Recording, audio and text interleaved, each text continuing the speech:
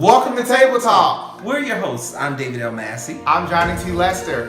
This is a place where we have open and honest conversations that impact our community. We are real people discussing real issues. And today, we're asking, does the family have permission to share our loved one's status? So to answer your question outright, my answer is no.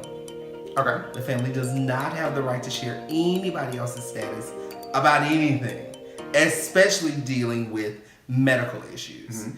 There are laws to protect people like that, and that's why they exist. Mm-hmm. So when I was disclosing my status, I took the time to reach out to each and every immediate family member at the time so they could hear it from me. Okay.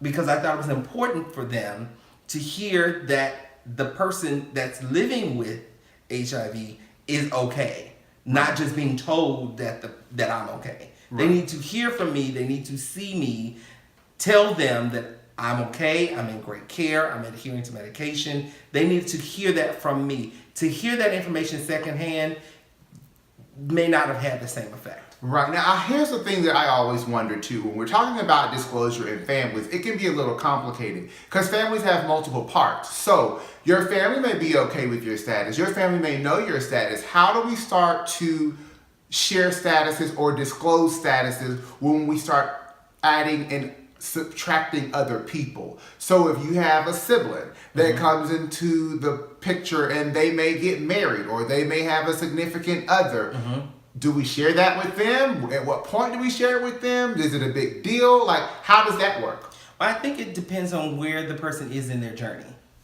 with living with HIV. I think it really depends on the person. I think it's definitely a case-by-case basis. I don't think it's a one-size-fits-all. Well, okay, and I can definitely agree with that. So, but my question still remains: do we share that status though? Like, do we have to share the status, or is it important that we share the status? Like, I don't know. Like, what if your sibling feels conflicted?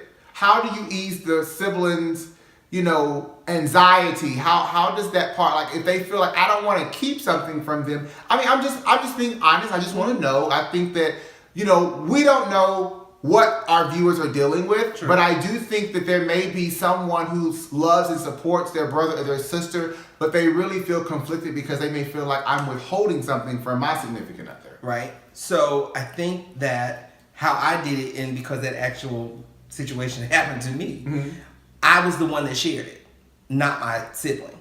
Gotcha.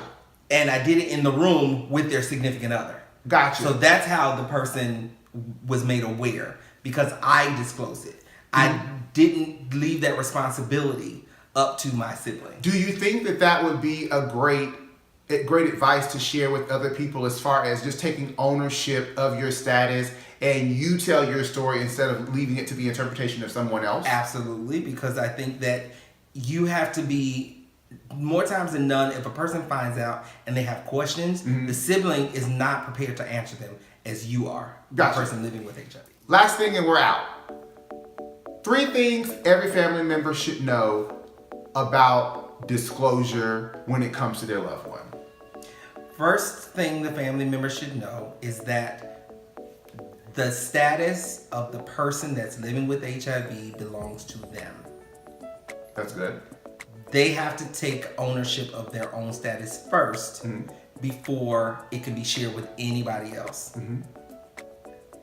Another thing is, if you're going to share the status of someone, if I'm going to share my status and I'm the one that's living with HIV, I need to do it in my own time, in my own way.